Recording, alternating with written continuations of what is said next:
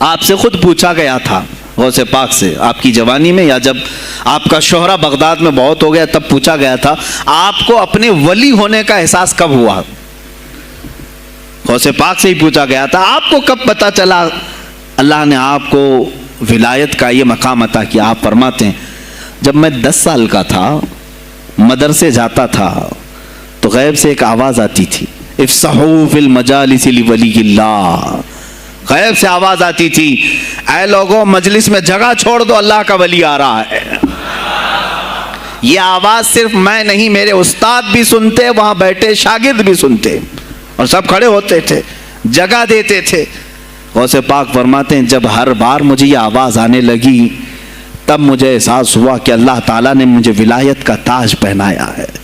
پھر آپ کو لہو و لعب میں، کھیل کود میں نہیں رکھا گیا۔ فرماتے ہیں ایک بار میں صرف ایک گائے کی پونچھ پکڑنے کی کوشش کر رہا تھا، گائے پلٹ گئی، فصیح عربی میں کہنے لگی الہذا خلقت ام بہذا امرت یا عبد القادر، اے عبد القادر کیا تجھے اسی کام کے لیے پیدا کیا گیا یا تجھے اللہ نے اس کام کا حکم دیا کہ میری پونچھ پکڑے؟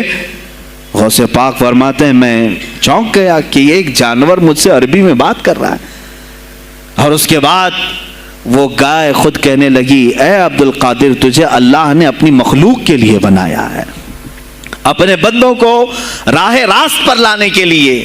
غوث پاک فرماتے ہیں اس کے بعد زندگی میں کبھی کھیل کود کی خواہش بھی نہیں آئی، کھیل کود کی خواہش بھی نہیں آئی، کبھی تصور بھی نہیں کیا۔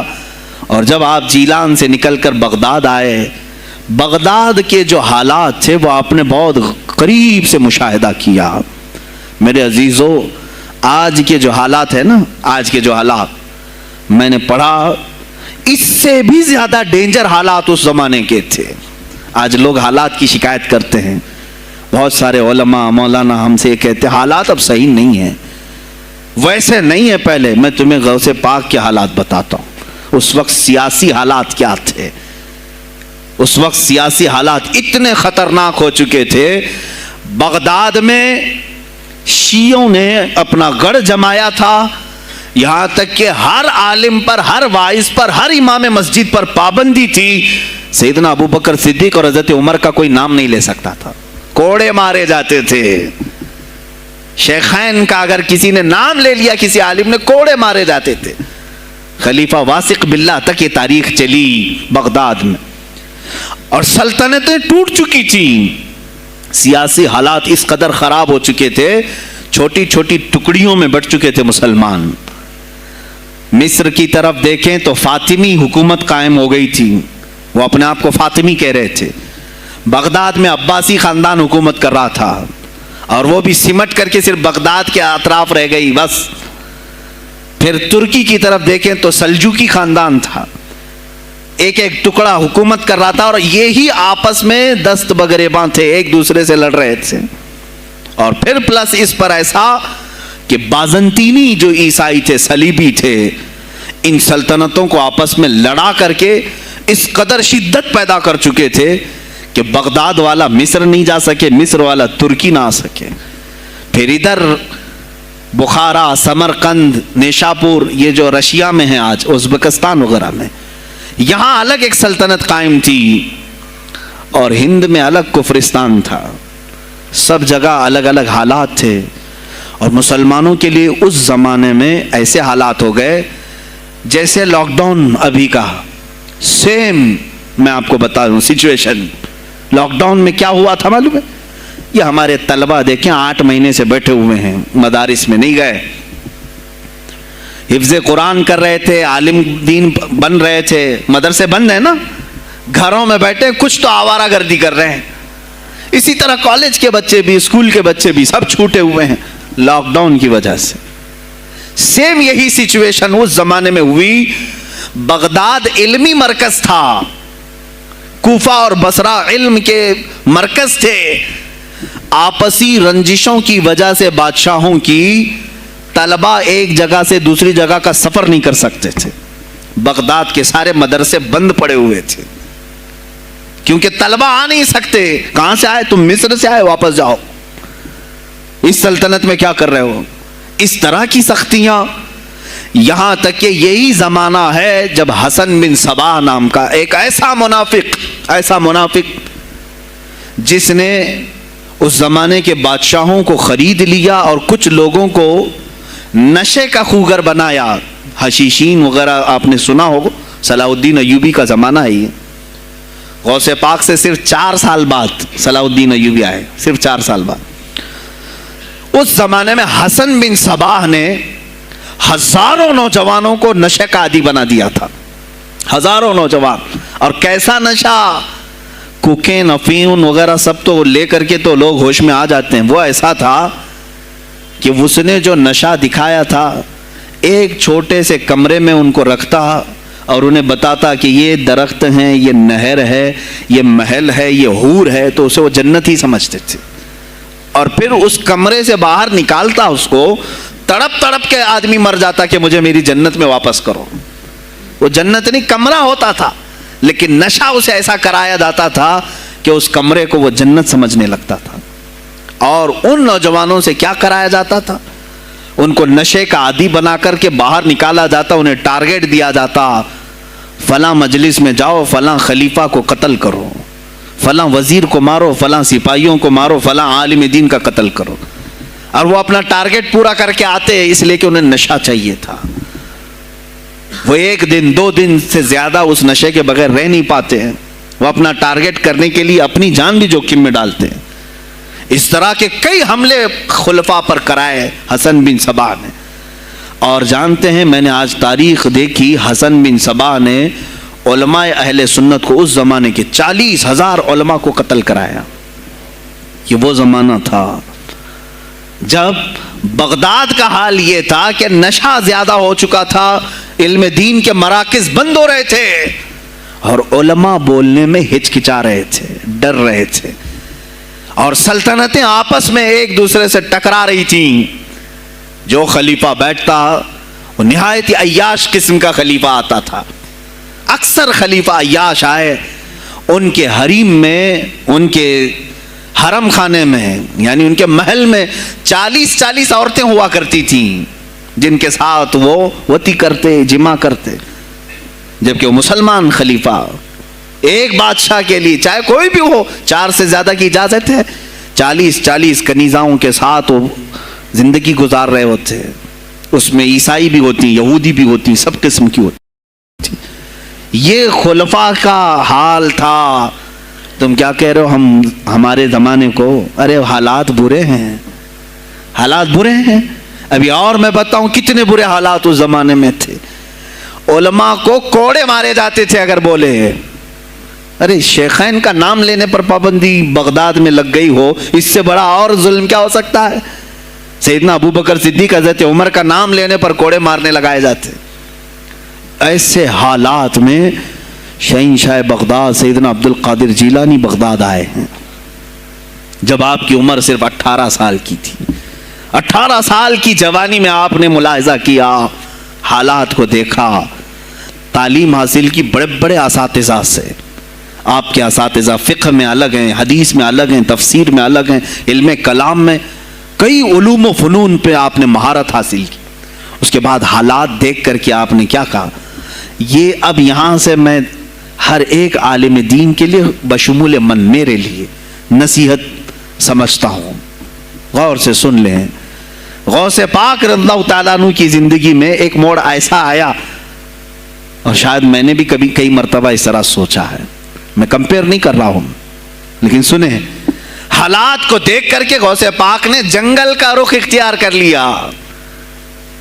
کیا لینا دینا ہے اس دنیا سے؟ اور آپ خود فرماتے ہیں کہ میرے دل میں یہ ارادہ تھا, نہ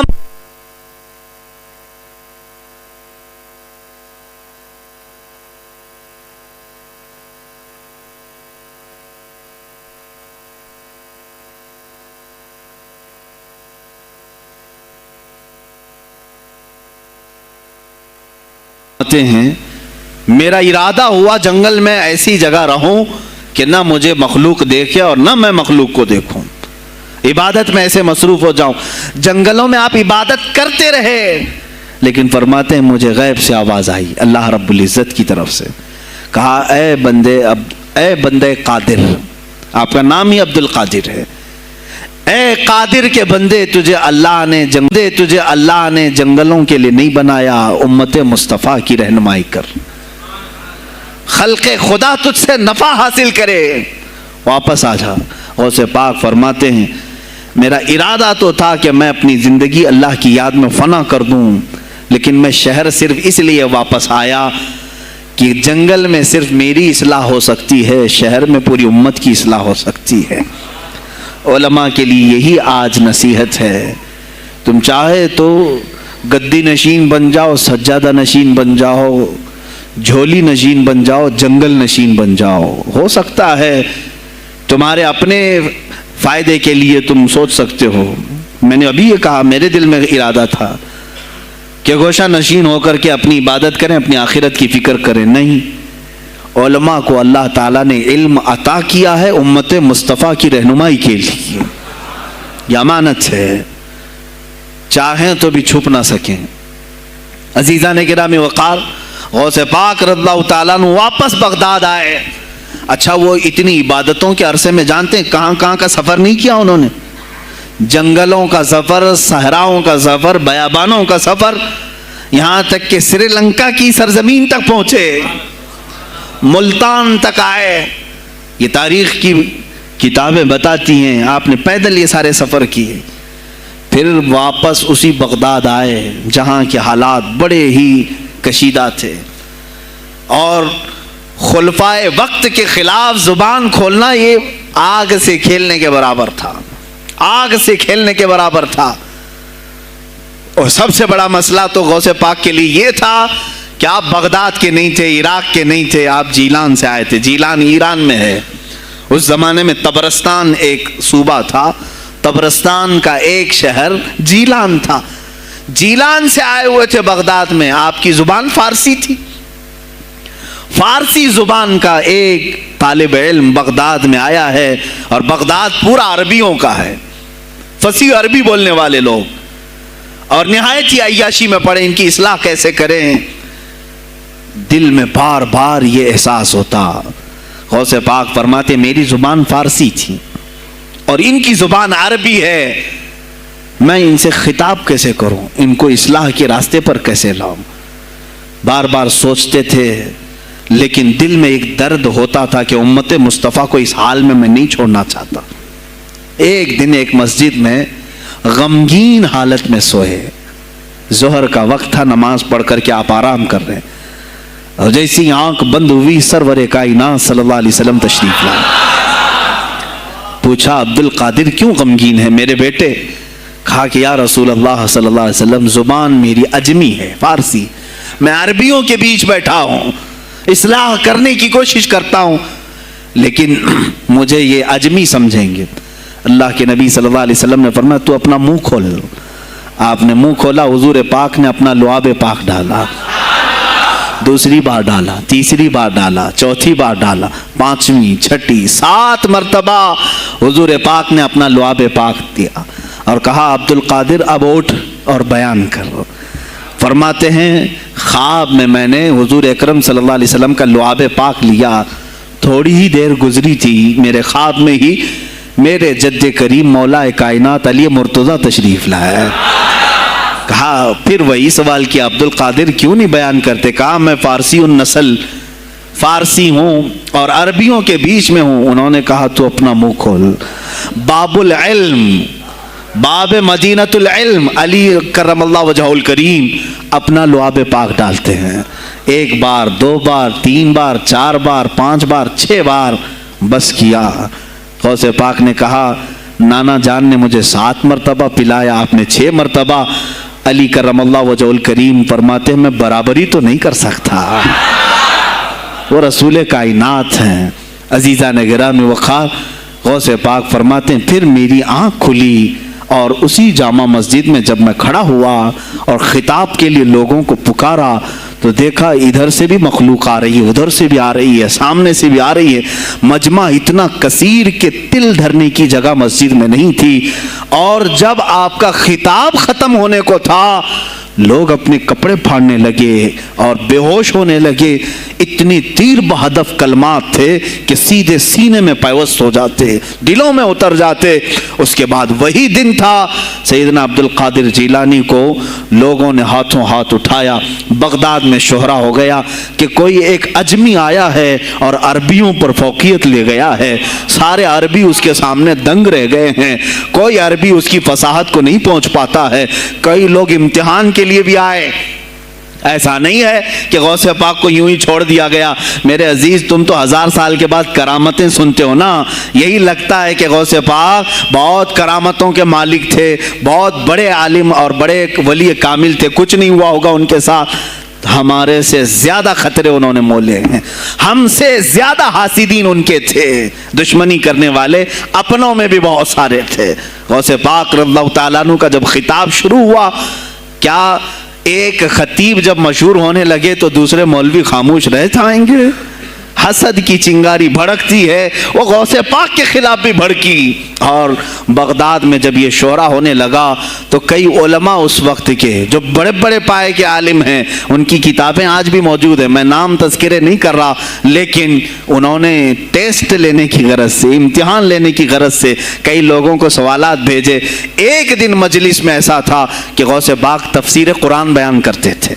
تفسیر قرآن بیان کرنا غوث پاک کا محبوب مشغلہ تھا, روزانہ قرآن کی تفسیر عرض کرتے. ایک دن مجلس میں بڑے بڑے علماء کی جماعت, جس میں عبد الرحمن جوزی جیسے بڑے فقیہ محدث ہیں, ان کی ایک جماعت آئی. قرآن کی جو آیت کی تفسیر وہ کر رہے تھے, اس تفسیر کو کئی کتابوں سے انہوں نے اخذ کیا اور لے کر کے آئے. مجمع میں بیٹھے ہیں, غوث پاک نے تفسیر شروع کی. ایک آیت کی کتنی تفسیریں ہو سکتی ہیں, کتنی تفسیریں ہو سکتی ہیں. ایک تفسیر بیان کیا, اس کے بعد کہا اس آیت کی ایک دوسری تفسیر یہ ہے. پھر تھوڑی دیر کے بعد غوث پاک نے فرمایا اس کی ایک تیسری تفسیر یہ ہے. پھر کہا اس کی ایک چوتھی تفسیر یہ ہے. پھر کہا اس کی ایک پانچویں تفسیر یہ ہے. بیان کرتے جا رہے ہیں یہاں تک کہ 13 تفسیریں ہو گئیں. جو بیٹھے ہوئے تھے وہ آشش کرنے لگے. اس کے بعد اتنا ہی نہیں, آگے بڑھتے رہے, آگے بڑھتے گئے. 40 تفسیریں ایک آیت کی آپ نے بیان کی. جو آئے تھے وہ کھڑے ہو گئے اور اس کے بعد غوث پاک رضی اللہ تعالیٰ عنہ کو دیکھنے لگے.